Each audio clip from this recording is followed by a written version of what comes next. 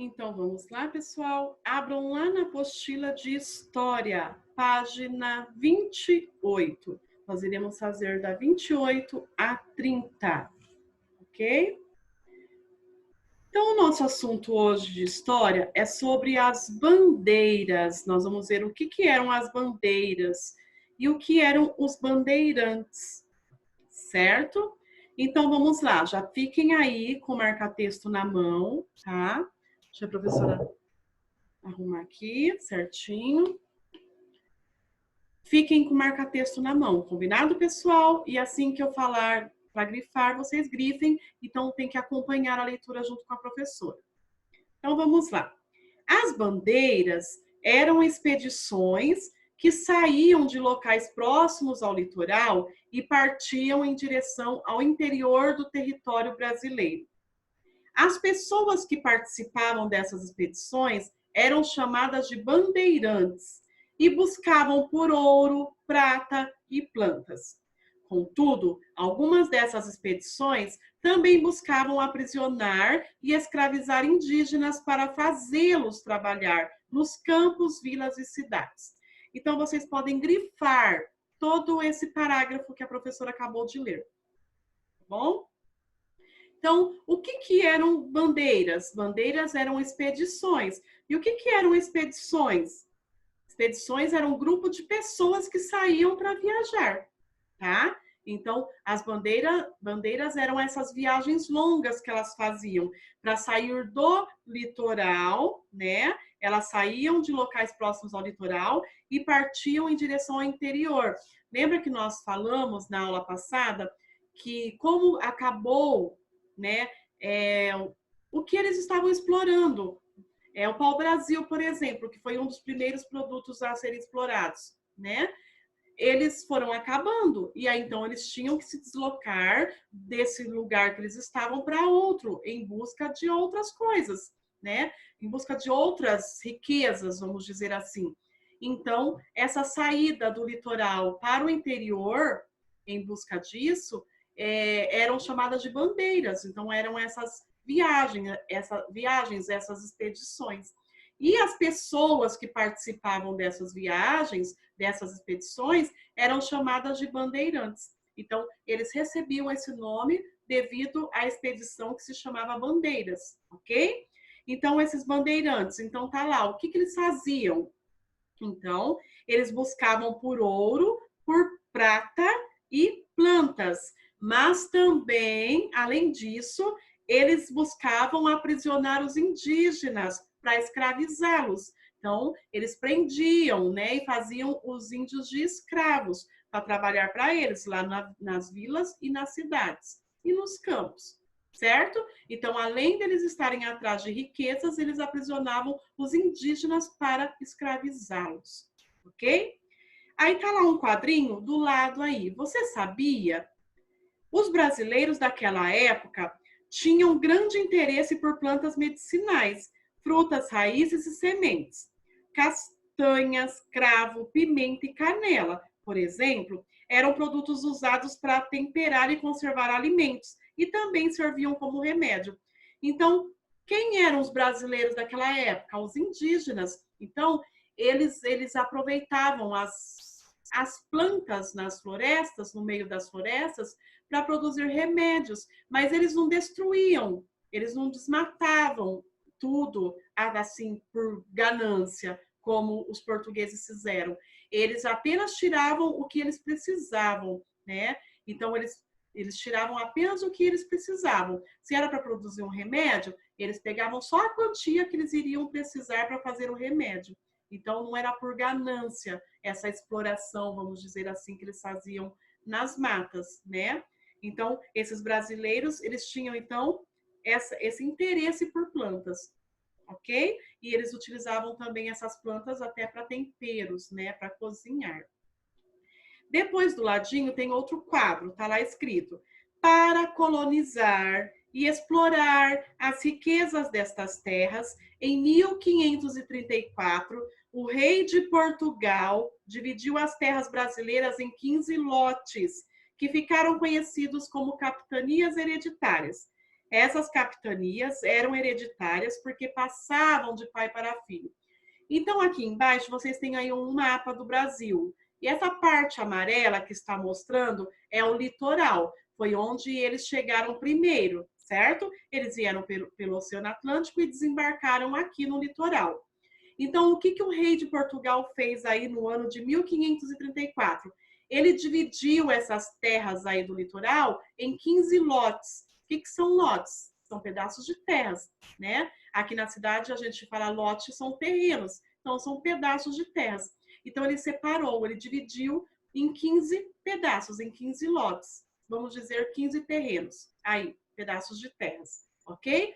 E aí ele deixou cada pessoa vinda lá de Portugal, ele deixou uma pessoa responsável nesses lotes.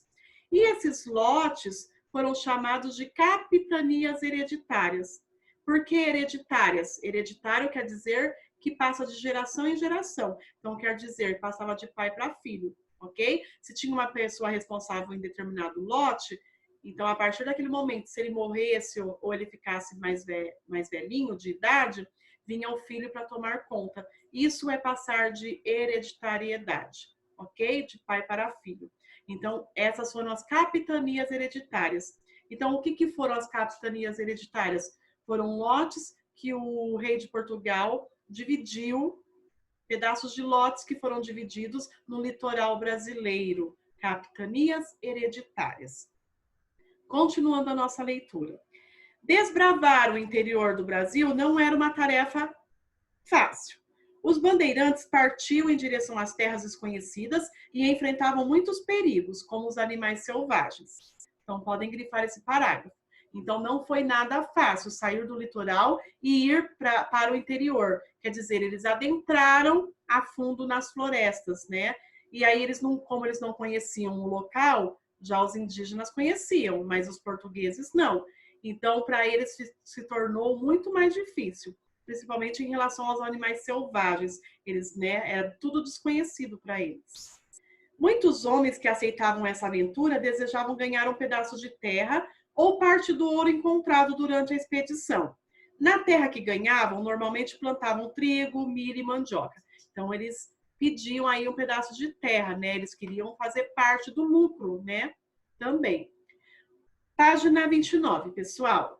Os bandeirantes também plantavam milho e mandioca em determinados locais do caminho para o interior. Dessa forma, outros bandeirantes que passassem por tais caminhos teriam como conseguir alimentos. Essa ação também incentivava a vinda de pessoas de outros lugares para habitar a região. Leia esta imagem e atente para o vestuário e o tipo de ambiente por onde os bandeirantes viajavam. Então, observando a imagem aí, vocês veem que está bem escuro, porque era mata fechada, né? Então, por isso se tornou muito difícil esse caminho para eles. Tudo era desconhecido, eles não tinham noção do perigo que eles corriam com os animais selvagens, até com plantas, né? Plantas tóxicas que existiam lá no meio. Então, tá lá. Os desbravadores usavam um capuz chamado gualteira e um colete feitos com couro de anta, muito resistente contra as armas dos indígenas, que poderiam enfrentar no caminho. Muitos bandeirantes andavam descalços, mas outros calçavam meias e sapatos de couro. Então, aqui está demonstrando como eles se vestiam para essa expedição, para essas bandeiras, né, essas viagens feitas para o interior. Depois aí vocês têm aí a imagem de moeda. Então tá lá, a Casa da Moeda do Rio de Janeiro, no ano de 1932, lançou a série Vicentina como memória dos 400 anos da colonização portuguesa. Observe a imagem da moeda de 500 réis. De um lado foi gravada a imagem do bandeirante João Ramalho e no anverso da moeda, quer dizer, atrás, foi representado um colete, gibão, de couro, né? Esse colete era chamado de gibão, então. E aqui no quadro amarelo, então, lá está escrito: as expedições partiam da Vila de São Vicente, em São Paulo, e seguiam os cursos dos rios com a ajuda dos indígenas no decorrer dos anos. Assim, os bandeirantes também desbravaram caminhos terrestres. Sem a ajuda dos grupos indígenas, a expedição seria muito difícil, pois esses grupos conheciam as direções corretas para chegar a determinada parte do território e também conheciam o curso dos rios e os perigos das matas. Então, um dos motivos que os bandeirantes queriam aí escravizar os indígenas era esse, era porque para eles era importante que os indígenas estivessem junto nessa viagem, nessas expedições, porque eles conheciam as matas, eles conheciam os perigos, eles sabiam se defender lá dentro da mata. Então, esse era um dos motivos que eles queriam escravizá-los, certo? Página 30. Lá na página 30, nós vamos terminar de ler aqui o pedacinho do texto e eu já vou falar o que vocês vão fazer lá no material de apoio. Ao abrirem caminhos pelo interior do território, os bandeirantes também encontraram locais com minas de ouro. Muitas pessoas se dirigiram até essas regiões mineiras e assim surgiram Vila Rica, atual Ouro Preto, em Minas Gerais, e Arraial de Santana, uma vila que se tornaria a cidade de Goiás, em Goiás. Então, vocês podem grifar todo esse parágrafo. Então, olha só, onde surgiu, lá naquela época, surgiu então a Vila Rica, que hoje chamamos de Ouro Preto, em Minas Gerais, e o Arraial de Santana, que hoje é a cidade de Goiás, né? Quer dizer, é o nosso estado de Goiás lá. Os bandeirantes escravizaram muitos indígenas, mas vários deles resistiram à escravidão e enfrentaram os bandeirantes. Então, houve aí um conflito, né, entre indígenas e bandeirantes. Aqui em cima desse parágrafo que eu acabei de ler para vocês, está escrito: vamos brincar? Nas páginas do material de apoio, há algumas ilustrações que representam elementos que faziam parte de um acampamento bandeirante. Destaque as imagens corretas e monte um cenário histórico, conforme o que foi estudado. Então, vamos lá. Lá no material de apoio, vocês têm essas imagens aqui de um acampamento dos bandeirantes. Aqui tem uma parte, essa é uma parte.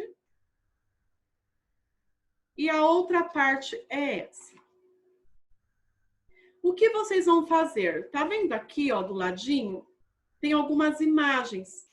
Vocês vão olhar bem nas duas partes que vocês vão destacar no material de apoio e vai ver aonde vai se encaixar. Olha os detalhes, olha bem os detalhes e vai ver aonde vai se encaixar. Até aqui, ó, tá? Nós temos 3 imagens.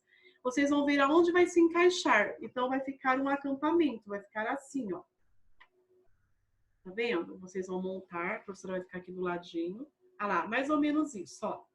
Vocês vão montar, tá? E vão recortar. E aí vocês vão ver aonde está faltando, ó. Tá vendo? Tá faltando aqui. Aí vocês vão ver, de acordo com a imagem, olha cada detalhe, tá? Do ambiente onde tá a imagem. Aí vocês vão recortar aqui e vai colar nesse acampamento dos bandeirantes. Ok, pessoal? Então, presta bastante atenção na hora de fazer essa montagem, tá?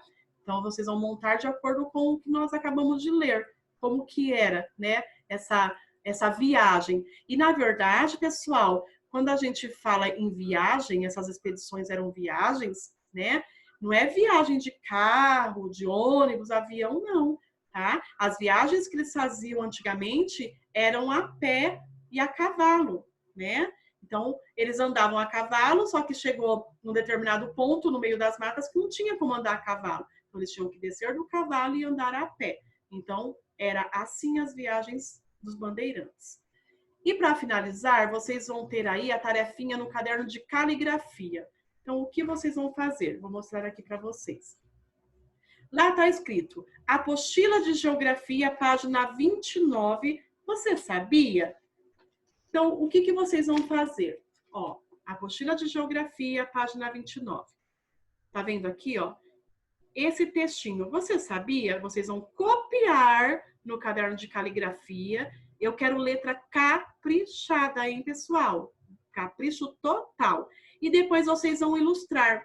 Vocês podem ilustrar da mesma forma que está na apostila, ou vocês podem ilustrar o que vocês imaginam diante do que está sendo escrito. Ok? Então, olha só o que está escrito lá na página 29. Você sabia? Observar as paisagens nos ajuda a conhecer os diversos tipos de vegetação, clima, comportamento da fauna. O que é a fauna? São as diversas espécies de animais, tá? Entre outros fenômenos naturais. Na região mais quente e seca do Brasil, há uma planta chamada mandacaru. Quando ela floresce, o sertanejo sabe que a chuva está chegando. E aí vocês então vão ilustrar o mandacaru. Olha que linda, né? O mandacaru, ok? Então, capricho, hein, pessoal? E façam com bastante atenção, tá? A tarefinha de matemática e essa tarefinha de história aí do acampamento dos bandeirantes, a montagem do acampamento. Combinado? Beijos e até amanhã na nossa próxima aula.